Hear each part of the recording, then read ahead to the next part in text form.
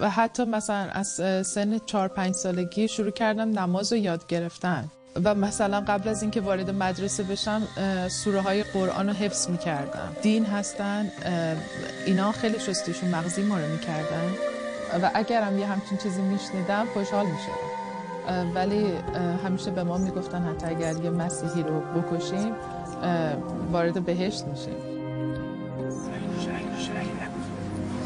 و برای همین بیشتر تلاش میکردم که قانونهای مذهب رو دقیق تر انجام بدم. فکر میکردم وضو اشتباه گرفتم، دوباره هی میرفتم وضو میگرفتم، شاید این مثلا برای یه نماز 10 بار تکرار میشد که من میرفتم وضو میگرفتم و برمیگشتم.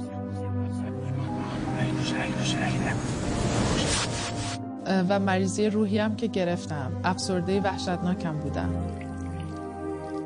احساس کردم که هیچ وقت به خدا نرسیدم و مامانم تو حالت مرگ بود. خیلی هم وابسته بودم به مامانم و گفتم که من خودمو میکشم اگه اجازه ندی تو خونه این کارو بکنم، بیرون از خونه خودکشی. ولی تو جوونی، تو آینده داری مامان جان. و گفتم باشه اگر دوست داری با هم خودکشی کنیم.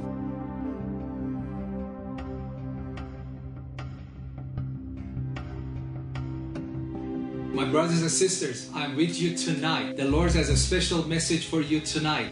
If you're hopeless, if you're oppressed, if you're planning to commit suicide, the Lord says stop. He has a hope and a future for you.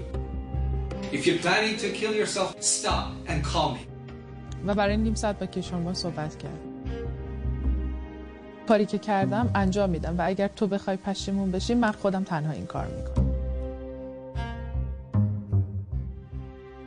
وقتی که رفتم توی اتاق دیدم مامانم داره دعای توبه رو میکنه و خیلی عصبانی شدم. به من ندیا، نه چایش میکنم. نمیخوام باش حرف بزنم، ولم کن. نمیخوام، قطع کن بینم. چی داره خدا فردینا؟ نمیخوام. لجبازی نکن. قطع کن. خجالت بکش. هرمز مگه کیه؟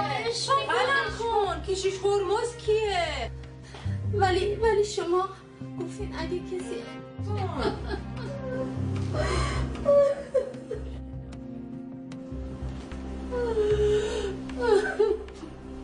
الو. When I talked to her, she was cold. بله من She پردینا was هستم. fighting, and she told me very proudly, "I'm going to kill myself, and your Jesus cannot do anything for me." After about an hour of argument with her, and I couldn't change her mind. عیسی من به تو ایمان میارم. You said it yourself. Allah has done nothing for you. Give Jesus just one chance. You can always kill yourself next week.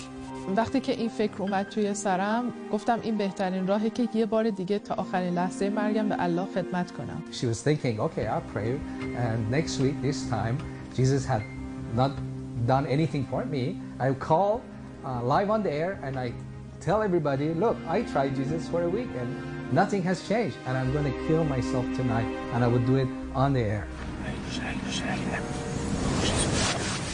و بعد از یک هفته که خودکشی میکنم حداقلش اینه که وقتی به حضور خدا میرم میگم آخرین کارم من برای تو انجام دادم.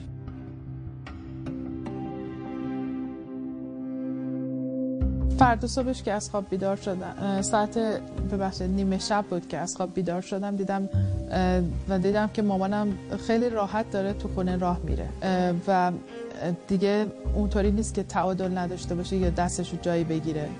گفتم ما باید سریع بریم بیمارستان و وقتی که جوابو سریع گرفتیم دکتر گفتش که فقط میتونم بگم یه معجزه شده چون هیچ اثری از بیماری MS نیست. چجوری میشه؟ شما خودتون گفتین که ایشون ترمینال بود، فقط داشت میمون. خانم یه معجزه است و به یه امام دعا کردین، شما کجا نشون دادین؟ خانم این شب یک معجزه است، این یک معجزه است.